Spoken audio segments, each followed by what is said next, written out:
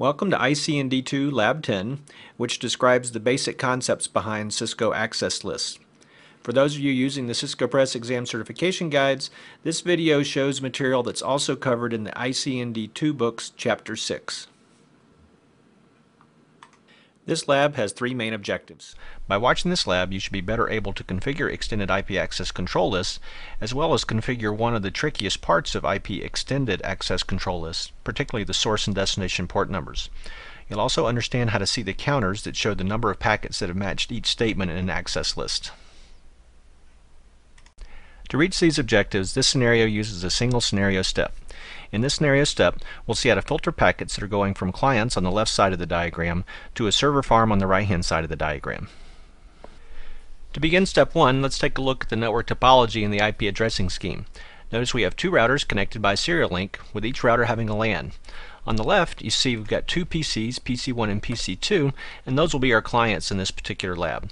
Over on the right, we have two PCs labeled S3 and S4, meaning server 3 and server 4, so that'll be our server farm. Now in this design, of course, we have three subnets. So we have subnet 172.16.1.0 on the left, 2.0 in the middle, and 3.0 on the right, all three using a simple /24 mask. Next, let's take a look at the criteria that we'll use to build this particular access list. For this access list, first we're going to want to permit traffic that comes specifically from client PC1 toward the web servers in subnet 172.16.3.0. Now let's examine what a packet would look like in that case. First of all, notice we're going to have an IP header in the packet, and the source IP address is going to be 172.16.1.1, which is specifically PC1, and the destination can be anybody in subnet 3. So we'll list that as shorthand with the 172.16.3.0 with a /24 mask. Next, consider what happens from a port number perspective. The client will use a port number that's bigger than 1023 and connect to the web server's well-known port of 80. So in the TCP header, we'll see some number bigger than 1023 as a source port and destination port 80. So our access list statement will need to match all four tidbits of information that you see inside that packet header and use a permit action for those packets. For the second criteria for this access list, we'll say that any clients in subnet 172.16.1 that try to connect to a telnet server in subnet 172.16.3 should also be permitted. So in this case, if you look at the packet headers, notice we'll use a shorthand of 172.16.1.0 with a /24, meaning subnet 1, and 172.16.3.0 with a /24 mask, meaning subnet 3. Now the access list statement won't use that same syntax. Those are just notes for us so we can refer to this when we're choosing how to configure the access list.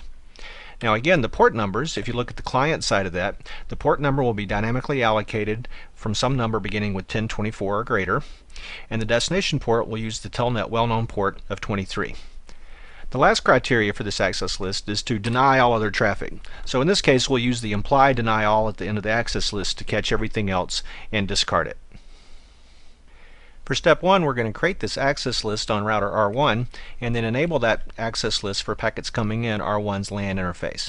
So to do that, we'll get into configuration mode as you see here and use the access list 101 command. 101's in the range of valid extended IP access lists, so we'll use that. And we'll use the action of permit because we're going to first match all the stuff that's from PC1 to the web servers over there in subnet 3. So we're going to permit that traffic. Now web traffic happens to use TCP, so we'll use a TCP keyword next, followed by the source IP address. Now in this case, since it's a specific host, we'll use the host keyword followed by 172.16.1.1, which is PC1's IP address. So there we said if it's got a TCP header and it's from PC1. Now next we can check the source port number. Now if we do a question mark here, notice there highlighted we've got the phrase or the letters GT. GT stands for greater than, and in this case we want to match packets whose source port is greater than 1023. The dynamically allocated port numbers start at 1024 and go up from there, but because the access list command can only use the greater than operator and not the greater than and equal to operator, the examples in this video always show greater than 1023 in the actual access list commands. So we type GT for greater than and then 1023. So we said anything that's a source port greater than 1023. Next we check the destination address. Now in this case the destination address will be 172.16.3.0 with a wildcard mask of 0.0.0.255. Now this wildcard mask means match the first three octets of this number. So any IP address that begins 172.16.3 as the destination address will match this part of the access list statement. In effect, that's subnet 3. Now at the very end, we can check the destination port number. Note the port number fields are positional. The GT1023 came after the source IP address. Now we'll plug in a check for the destination port after the destination address field. Notice here with the question mark we get tons of options here, but if we want to do something that's equal to, as you see highlighted on the screen here, equal to the port number, we type the letters EQ. So in the command we'll type EQ followed by 80, meaning equals to HTTP well-known port of 80. The second access list statement is very much like the first, with only a few variations. Now first of all, we'll use the access list 101 command again. By using the same number, we're placing this access list statement in that same access list.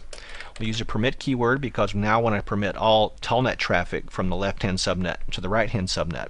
To match these packets, we'll first plug in the TCP keyword, which means there's a TCP header, and then the source IP address. In this case, because the source IP address can be any IP address in subnet 1, we'll use an IP address of 172.16.1.0 and a wildcard mask of 000255, again saying match the first 3 octets of this number, which of course are all IP addresses in subnet 1. Now for the source port number, which again is a positional parameter right after the source IP address, we want this to again be greater than 1023.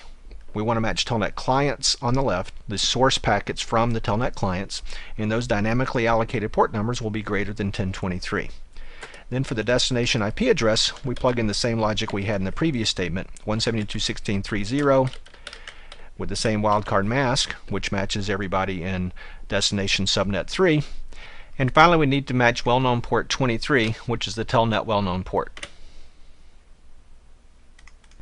Now the third criteria for this ACL is to deny all other traffic, so we'll use the implied deny all at the end of the access list, so we don't need to type in any more access list 101 commands. However, we do need to enable that access list on an interface. So we're going to first use the interface FA0/0 command to move over interface FA00, and then use the IP access group 101N command. This command enables this access list for packets coming in R1's FA0/0 interface. At this point, the ACL is enabled and filtering packets. Now that we've enabled the ACL, let's take a look and see what we've done for ourselves. First of all, not shown in the video, I've gone over to PC1 and issued a telnet over to server 3. I've also opened up a web browser over to server 3, and I've tried to ping server 3 from PC1. The ping should not work because the ping was not specifically permitted. So if we go do a show access list command and we look at the output, notice it just lists extended access list 101 because that happens to be the only one we've configured here. And if you look at the detail in each line, you see all the matching parameters as well as the permit action for the first access list statement. And on the second line, you see all the matching parameters and the permit action for the second access list statement. So that's just a confirmation of what we just configured. Now if you look out toward the right end of the output, you see a set of parentheses with some numbers in it. This shows the number of matches on each access list statement. So in this case, we see the number of matches on the first ACL statement and the number of matches on the second ACL statement. They give you some idea of how much this particular access list is being used. Also, notice that the command output does not list the number of packets that have matched the implied deny all statement at the end of the access list. To see such counters, you need to explicitly configure a statement at the end of the access list that matched all packets and denied those. Then the output of the command would list a counter for that additional statement. Finally, just to review the configuration, if you take a look at the output of the show running config command here for a moment, first of all, there's not very much interesting until you hit the space bar 2 or 3 times. But as you get toward the end of the configuration, notice here near the bottom we see the 2 access list 101 commands, which essentially look exactly like they did when we typed them in from the command line just a few moments ago. If you scroll up a little bit or look up a little bit, you'll see interface FA0/0, and a couple lines below that the IP access group 101N command. That's just a confirmation of the configuration that we added to the FA0/0 interface, which indeed enables the access list. In this lab, you've seen how to configure extended IP access control list, and in particular, you've seen how to match both the source and destination port numbers with an IP access list statement. You've also seen how to use the show access list command to see the counters that show the number of packets that have matched each statement in an access list.